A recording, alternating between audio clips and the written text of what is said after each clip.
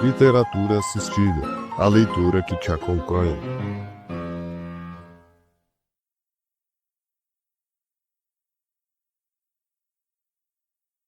A Arte da Guerra.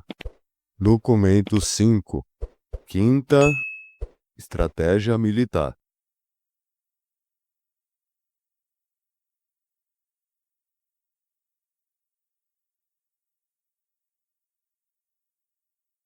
Sun Tzu disse: comandar um grande exército é como governar um pequeno.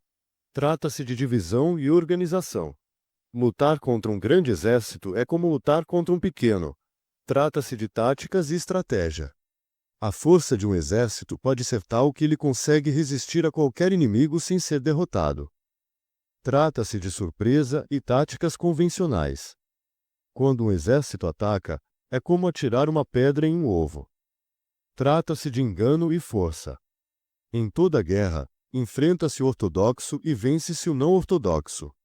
Portanto, aqueles hábeis em empregar o não ortodoxo são tão ilimitados quanto o céu e a terra, tão inesgotáveis quanto rios e mares.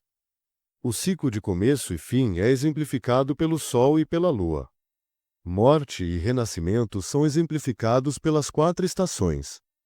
Não há mais do que 5 sons, contudo, as variações desses 5 sons são inesgotáveis. Não há mais do que 5 cores, contudo, as variações dessas 5 cores são inesgotáveis. Não há mais do que 5 sabores, contudo, as variações desses 5 sabores são inesgotáveis. As estratégias de guerra nada mais são do que o ortodoxo e o não ortodoxo, contudo, as variações entre ambos são inesgotáveis. O ortodoxo e o não ortodoxo se geram mutuamente, como um ciclo infinito. Quem pode sondar suas profundezas? A velocidade da água corrente, capaz de arrastar pedras, deve-se ao seu ímpeto. A velocidade de uma ave de rapina, capaz de quebrar e destruir, deve-se à sua precisão. Portanto, um guerreiro habilidoso possui tanto um ímpeto formidável quanto uma precisão veloz. Seu ímpeto é como uma besta armada, e sua precisão é como o disparo do gatilho. Em meio à agitação e ao caos, reina desordem, mas a ordem não pode ser mantida. Em um estado de completa confusão, a forma é perfeita, porém invencível. O caos surge da ordem, a covardia da coragem e a fraqueza da força. Ordem e caos são questões do destino. Coragem e covardia são questões de circunstância. Força e fraqueza são questões de forma. Portanto, aqueles que são hábeis em manipular o inimigo moldarão, e o inimigo certamente o seguirá.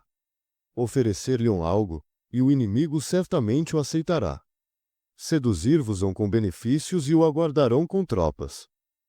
Portanto, um estrategista habilidoso busca vantagem na situação, não nos indivíduos em si, o que lhe permite selecionar as pessoas certas e aproveitar os recursos disponíveis. Aqueles que sabem aproveitar a situação lutam com a mesma facilidade com que rolam toras ou pedras. A natureza das toras e das pedras é tal que elas permanecem imóveis quando em repouso, movem-se quando em agitação, param quando quadradas e rolam quando redondas. Portanto, a vantagem estratégica de um estrategista habilidoso é como rolar uma pedra redonda montanha abaixo. Esse é o poder do momento. Nota editorial. O 5º documento de A Arte da Guerra amplia o horizonte analítico do tratado ao desenvolver uma teoria da ação baseada não apenas na força, mas na combinação entre organização, variação, ímpeto e circunstância. Sun Tzu inicia traçando um paralelo entre governar um pequeno grupo e comandar um grande exército. Ambos dependem da capacidade de organizar, dividir e estruturar. A escala muda, mas os princípios pragmáticos permanecem os mesmos. Assim, o comando militar é retratado como forma de administração. A guerra, mais uma vez, aparece como extensão da política e da burocracia, não como explosão de violência irracional. O que diferencia conflitos grandes e pequenos não é a essência, mas o grau de sofisticação das táticas e da estratégia. Ao dizer que a força de um exército reside no equilíbrio entre surpresa e táticas convencionais, Sun Tzu apresenta uma matriz dual que estrutura as sociedades e as instituições. O ortodoxo, aquilo que segue a norma, e o não ortodoxo, aquilo que rompe com a norma. Para ele, toda ação é um jogo entre previsibilidade e ruptura. A habilidade suprema está em manipular o não ortodoxo sem perder a base estrutural oferecida pelo ortodoxo. Toda instituição se mantém graças ao costume, mas só evolui graças à inovação.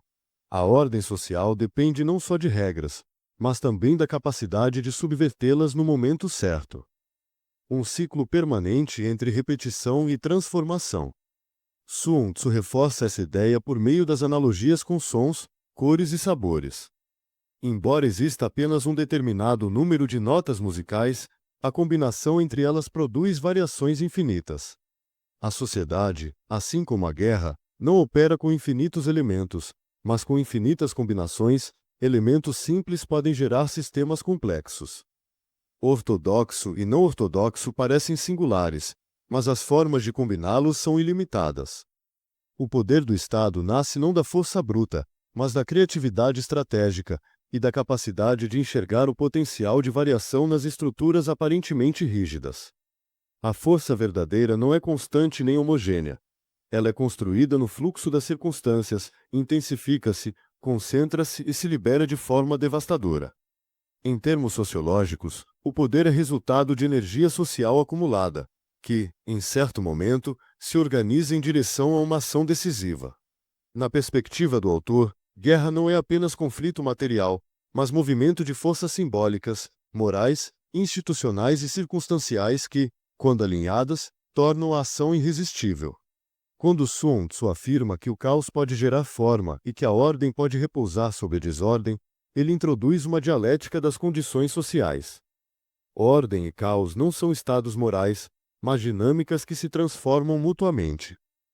Como estrutura e superestrutura. Covardia pode emergir da coragem, e força pode se transformar em fraqueza dependendo da circunstância. Isso desafia uma visão rígida do caráter e da moralidade.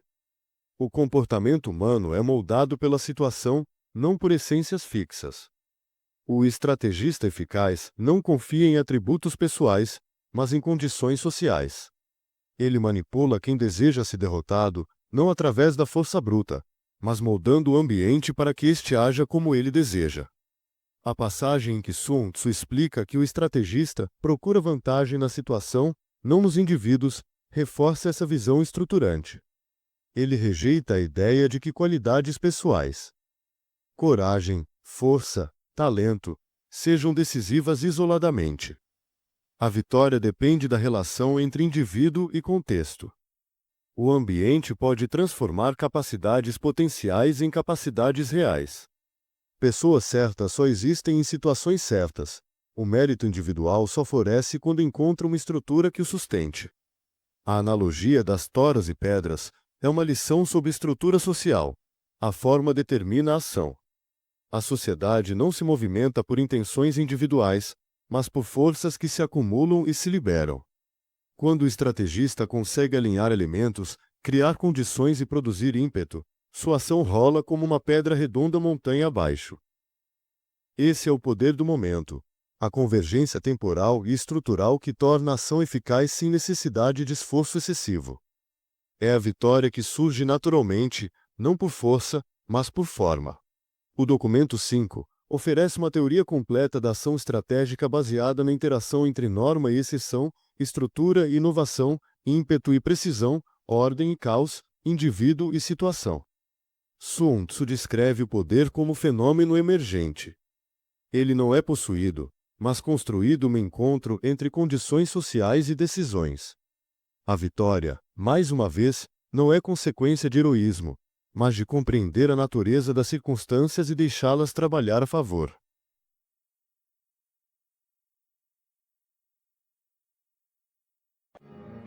Continua no próximo capítulo. Deixe seu like, comente, compartilhe e inscreva-se. Colabore para manter esse projeto vivo. Envie um Pix escaneando o QR Code na tela. Você também pode apoiar nosso trabalho no Apoia-se. Link na descrição e no primeiro comentário fixado. Literatura assistida.